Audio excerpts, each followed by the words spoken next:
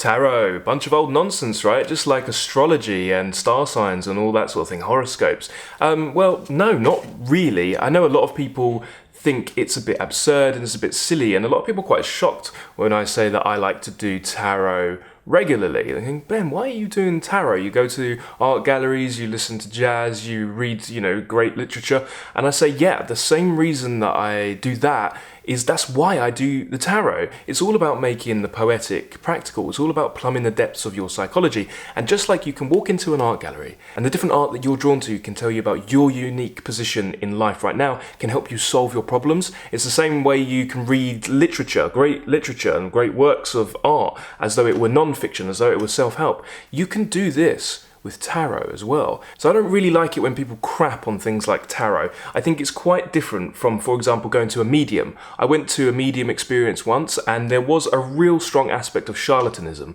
It was sort of stock phrases, same thing over and over again, really bad cold reading, and it was, as far as I'm concerned, exploiting vulnerable people, because people went and they were grieving, they'd lost someone, they'd been through a trauma, and the two mediums that I saw, they were kind of taking advantage of them, in my opinion.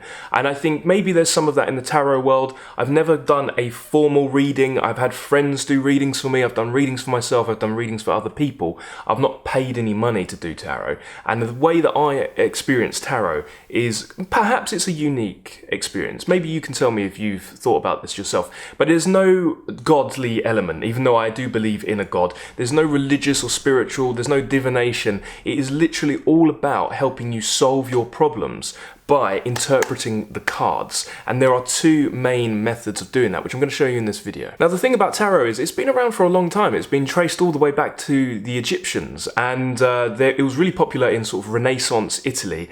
And as a result, there are just thousands of gorgeous decks that you can choose from in all different styles and manners. So what deck you choose is it's a personal choice, and I usually just go for whatever I'm personally drawn to. I was drawn to this deck. It's called Universal Tarot. There's going to be a link in the description below, but just pick whatever deck looks beautiful to you. But I like the Universal Tarot because each of the cards and the archetypes, the major and minor arcana, they're really good. They address every potential problem that you could have in your life, which is exactly what we're going for. Now, keep an open mind when you do tarot. So there's, like I said, there's two main methods. I'll give you a quick overview of both of them, and then we'll see them in action, okay? Now, both methods involve shuffling the cards. So you shuffle them, okay? And the idea when you're shuffling them is that you're just being kind of fast and loose. A lot of people can't really shuffle. I can't shuffle super well. But you're being fast and loose, and you're just kind of waiting for a feeling. Some people even drop the cards everywhere, and just whatever they've got held on to at the end is the cards that they're stuck with. But what you do, you keep shuffling until you feel it, and you pick a card that you're drawn to. This is why you got to keep an open mind. It's a bit kooky, it's a bit woo-woo, but whatever you kind of feel, you feel like, no, I want that card, as opposed to that card. And so both methods, you choose your card. One method is you choose 3 cards, and the cards represent your past, your present, and your future. Specifically, a past problem, a present problem, and a future problem. Before you pick your cards, before you shuffle the deck, you think of a specific problem for both of those, all 3 of those realms. You think of a question that you want an answer to. Maybe you've got some baggage in the past. Maybe you did something that you're guilty of, or you feel bad, or something that kind of haunts you. Maybe there's baggage from an old relationship. Maybe there's baggage from a business deal gone wrong. Maybe you, I don't know, maybe you just you feel like you took a wrong path somewhere, and a decision has been keeping you awake at night. Sometimes we're kept awake at night and we don't even realize why we're awake. Have you ever had it where you're lying in bed and a song is going around and around and around, and you look at the clock, 3:30, 4:30, and you wonder, why can't I get the song out of my head? Usually that's a distraction. Your unconscious is actually trying to protect you from something that's traumatic. Obviously, the best thing to do is to pivot into that. I like to get up and journal on the problem. So anyway, you think of a past problem, then you think of a present thing that you're dealing with. What are you dealing with right now that you need solved? What is your main pain point? Everybody has one. Actually, most people have many. If you're very, very unfortunate, you have a lot. But pick the main one. And you know it's a good one if lots of other problems are scaffolded onto it. Sort of like, what's the problem where if you solved that problem, all the others would fall like dominoes? That's the one you pick. And this can make you feel a bit raw. It can make you feel a bit vulnerable. Because as humans, we're designed to protect ourselves. It's survival and replication, reproduction. And dwelling on our problems doesn't often, at least in the face of it, doesn't lead to survival. So we flee from our problems. We bury them. We try to escape from them. We repress them. Unfortunately, that makes them worse. What we do not face grows in size. We need to look it in the face and deal with it in order for it to shrink and shrivel up. And then, future. Where are you headed? Where do you want to go? Where do you want to be in a few years? What are you worried about that's going to happen? Usually, we're actually not stuck in the present, or we're not rooted in the present. We're either thinking about the past or preoccupied about the future, and we bounce back and forth. Anxiety about the future, regret about the past, and we're never fully in the present. But what are you worried about? What's your number one worry? Once you've got those three things in your mind, you'll pick your cards, okay? Now, let's talk about the other method, and then we'll do readings for both, okay? Now, for the next type of reading, and for both, you're going to need like a booklet that will tell you how to interpret the different symbols, the different arcana, the arcana of the cards, okay? And tarot decks will come with their own booklet. You can find stuff online, and I'm going to go through the different cards as well and tell you how to interpret them. So you can just use this video as a resource. For the other method, and hey, there's probably loads more. It really depends on culture. It depends. There's probably as many readings, types and styles of readings of tarot as there are tarot decks. But the next reading means you pick 9 cards. And you know what? Let's count out the 9, right? Now, you do it in a specific type of circle, but you know what? It's not, I don't think that's necessary. What's necessary is just picking the cards with feeling, with open mind. And remember, keep an open mind, because you need that open mind in order to be a gateway into solving your problems and reading the cards in a way that's going to give you advice, okay? So let's count them out, and I'll tell you what each one would represent in this technique, all right? Rightio, welcome to my makeshift tarot table. Right, this is how you do the next reading with the 9 cards. Okay, so you've done a shuffle, you've found the cards that speak the most to you. Let's do a reading of these, yeah? Okay, so here comes the challenging part. We're going to start to like interpret these and see what they mean, and then I'll give some ideas in the context of kind of my life and how I would personally read it, but everybody will be different because everybody's life is a little bit different. Everybody's wants and desires is a little bit different.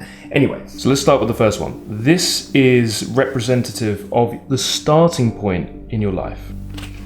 As you can see, this is the Queen of Chalices. What does the Queen of Chalices represent? The Queen of Chalices represents wife, lover, loyalty, honesty, friend or friendship, advice, clairvoyance, understanding, and sensitivity. So what you do is, if that's the multiple readings and the multiple symbols of what this kind of represents, you read that in context of your life. Now, obviously, I'm a man. I'm not going to be anybody's wife. But if you're a woman, that might be pertinent to you. That might be something that's on your mind. Yeah, this might be your starting point. And then if your destination is different, or, which is funny enough, this could also be somebody's destination. You read it in the context of your own life. Now for me, it's interesting because I'll take the lover symbolism from this, because I've done my own sort of shadow reading, and as an archetype I'm split into two parts. I'm probably 60% lover archetype, and I'm about 40% warrior. So it's interesting, I would read this in the context of being a lover as my starting point, and where do I go from there? And my starting point is already understanding and sensitivity, which actually makes sense. If you ever do like a temperament analysis, and we can talk about how to analyze your temperament and the big 5 personality traits another time, which is very beneficial. Sometimes being too understanding and too sensitive and too empathetic is a weakness. So sometimes you don't need more of that. Other people might be different. Other people might need to sharpen their empathy. Perhaps I'm now starting to think I'm good enough on that, and my adventure is into another realm, one that I'm not as confident or competent in. Now, let's look at the next one, which will represent abilities. As you can see, this is the Knight of Swords. All right. Now, this is, if I'm reading this as my abilities and strong point, what does the Knight of Swords represent? It represents warriors. Warrior, force, courage, worth, anger, hostility, fury. But this is a strong point. Now, I just said, didn't I, that I'm split, lover, warrior. So already I'm thinking, okay, this is my beginning. I'm a lover. I've got the empathy nailed. And I actually have a strong point when it comes to being a warrior, fighting, having courage. That's something I've already got. And anger can be a good thing. If you ever look into Aristotle's virtues, I've got a whole podcast on this, hardcore literature, hardcore life. We've got a whole series on Aristotle's virtues. And having a good temper is a virtue. People think that means never being angry. No, sometimes you need to be angry. And sometimes being angry is a skill. Sometimes hostility and fury is a skill. Now, obviously I'm reading it in the context of my recent events. Hey, there's been a lot of love, but there's been a lot of anger and hostility. The world is requiring it at the moment, in an odd way. Perhaps, or perhaps not. So you're starting to think, okay? You're starting to put things together. All right, next we're going to look at an unresolved problem, all right? Now for me, an unresolved problem. This is the magician, okay?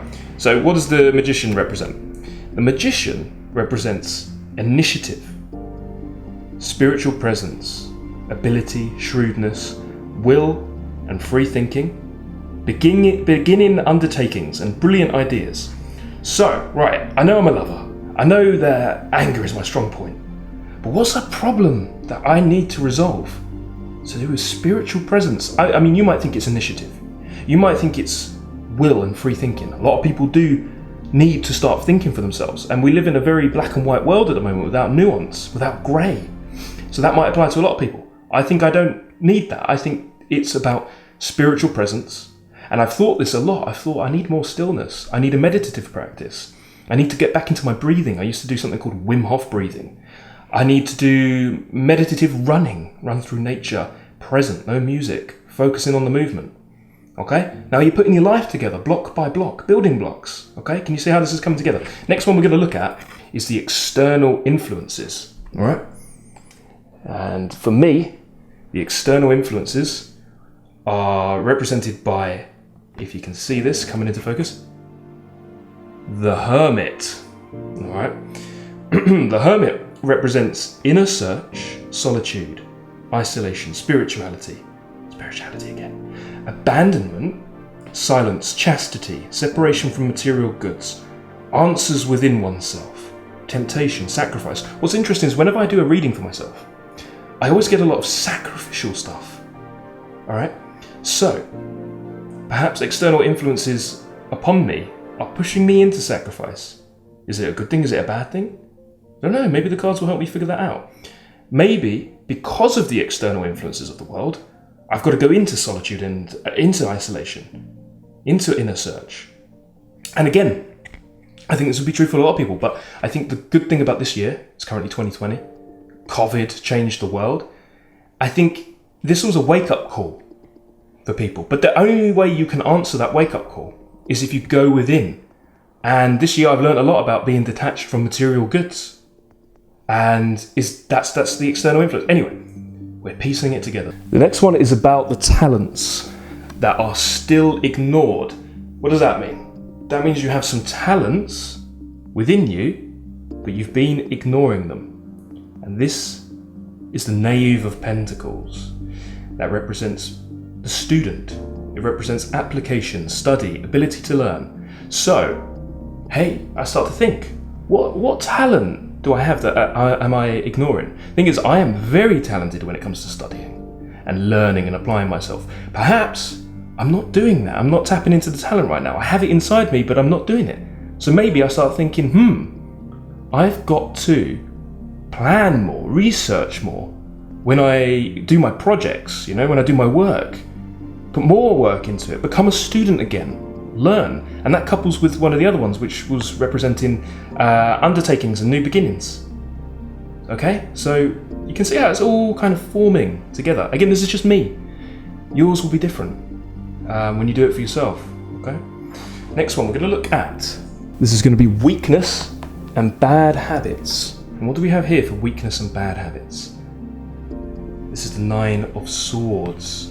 Oh, look at the despair on that person's face. Look at those 9 of Swords going in them. God, I know this feeling. You must know this feeling. This represents your bad habits and your weakness, okay? This card in particular is about despair, it's about nightmares, it's about terrors, it's about remorse. And I immediately go, okay, my weakness is remorse, regret. Okay, looking back on things that can't be changed. Interesting. So then I start thinking, I'm going to have to put together a practical system to overcome that. But already I've got the toolkit because the other cards are telling me to meditate more, to be still, to apply myself. Go forward. This looks like a very devastating card. It looks negative, but no, it's telling you go forward. Or it's telling me, that's how I interpret it. Alright, the next one. The next one is new possibilities. And we have a card that is called Judgment. Look at that. Look how gorgeous this card is. And okay, if you want this deck, be sure to check out the link in the description. I've got a link to these cards, so you can grab them yourself. They're pretty. They're not expensive, and they're just gorgeous items. Gorgeous items. Okay, so Judgment represents new possibilities for me. It represents a test, fulfillment, consequences, news, announcements, desired transformation, culminating moments, moral awakenings, searching of conscience. So, my new possibility is to pivot into a change. Announcements, that's interesting, isn't it? It's like, what if you make an announcement before the change? You say publicly what you're going to do, and it's got some heavy stuff attached to it. Interesting, no? It's all about testing, and this again ties into the sacrificial ones. So I start thinking for specific things in my life. Right. Okay. Next one. That's new possibilities. And interesting that represents new possibilities and it represents a test. Because this card also represents a test that you must pass. And what card is it? That's right. It's Death. Look how beautiful that card is. It's the Death card. This represents transformation, change, end and beginning, sudden events, alteration, surprise, understanding important things, fear, possibility of going back in time. Can you see how it all links together? So I'm saying, hey, the test that I have to overcome is stop being remorseful and go forward, stride forward positively and boldly. Change. You're changing. Okay, I'm a lover, that's a strong point. I can be a warrior, that's a strong point. Now change. Okay? Now, last one, destination. Destination. We have a lovely little card called the 10 of Wands. And that represents oppression, tiredness, toil, fatigue, duplicity. So I start thinking, about martyrdom. I start thinking about what is my change? Is it to go where there is oppression? Point it out? Fight it? Is it to go into where you're most tired? Tiredness is a good sign sometimes. Not always, but sometimes. So anyway, what I'd do after this, I would get my journal and I'd map out a plan. I'd put all this together and I'd think on paper and maybe I'd go for a jog. Maybe put some nice music on. Try to digest all of this. Okay? So, I said there was another technique with 3 cards, past, present, future. Let's do that one. Right? Right, so let's do the 3 card method. Okay, first card represents the past. The second card represents the present. And the last card represents the future. What do we have here? First we've got the Knight of Pentacles. Right? That's past. For the present we've got the Empress. Right? For the future we have the 2 of Pentacles. Okay, so we'll do a reading and I'm going to give you 3 different example problems, past, present and future. Alright, so past. Let's just say you're worried because you've mistreated a good friend in the past. Maybe you're not talking very much. Maybe you acted out of line. And then you draw this card, the Knight of Pentacles? Well, the Knight of Pentacles represents a few things, but it represents professional help. It represents service. Now, you could interpret it in a number of ways. Maybe that's telling you to get professional help, to overcome and deal with the problems of your past. Maybe it's eating you up a little bit. You treated this friend really badly. Maybe you need to go talk about it. Or perhaps it's telling you to do a sort of pay it forward type thing. Well, maybe your friend won't talk to you anymore, but can you do service upon others? Can you give others professional help? Can you change somebody else's life? Sometimes, and the past does often direct the future, not always, but if you're hung up on the past, you need to re-examine it through a different lens and think, all right, I did a shitty thing. Maybe I shouldn't be penalized forever. Let me try and be a good person going forth. I'll do my penance by helping others. That's just one interpretation. You do your own thinking, okay? And it's going to be different depending on the problem, depending on you, depending on the card you draw. All right, now let's get the next one. So just say you've got a problem in the present. That's the Empress card. Just say your problem is you're out of work. You've been fired because of COVID and things aren't going well. Well, the Empress represents a few things. She represents authority and she represents practicality. So if you take that reading, maybe you need to start taking some action. Maybe you need to start thinking practically and logically. And maybe you need to start perhaps making your own career and becoming an authority in your subject. Or the Empress also represents women, fertility, femininity.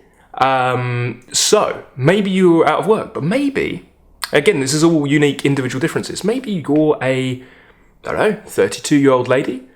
You got a fiance, and maybe you were prioritizing your career, but then you lost it. Maybe you love this person. Maybe that's the world telling you, the universe telling you, well, hey, maybe you can have a child. Okay, maybe not. Maybe you're not bringing enough money and there's not enough security. But hey, just say that the only problem is that you don't have a career, but perhaps your partner does. That could be telling you to go into a different direction. It could be saying, hey, here and now, embrace, bring a life into the world. Again, you can interpret it in many different ways. That's just one. All right. And let's say you got a problem. And your problem for the future is you have a very serious operation that you don't know whether you should have it or not. Complications could arise from it, and it's keeping you up at night. Well, you pull this card, the Two of Pentacles, and this represents fun and gaiety and play. Now, is it telling you that were you to get the operation that you could then enjoy your life again? Or is it telling you, you know what, take some time off from worrying about that big important thing and go schedule some fun? You know, go do a few activities that are fun that you haven't done before so you can stop worrying about it. And maybe you'll come to a decision, your subconscious will come to a decision whilst you're playing. Maybe saying that, look, embrace the fun side of things and stop worrying about that too much. Again, one interpretation. So you can see how this can work. You can see how this can work. It takes an open mind. I'm personally in like 90th percentile for when it comes to openness. I did a temperament test. Again, if you want to talk about temperament at some point, let's do it. It's really fun and interesting. So for me, I love all this stuff. And for me, the reading the tarot, just like looking at art. And if you haven't watched my video on how to use art to solve your problems, then check it out. There's a link in the description.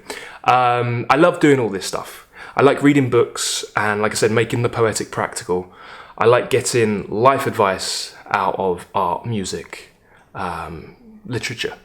And the tarot is just one gateway into your subconscious and one key to solving the problem or the different puzzles that are around you in different aspects of life. So whatever problems you're dealing with at the moment, whether it's in your relationship, career, health, pick yourself up a tarot deck and try not to judge too much. Try not to think, oh, this is silly.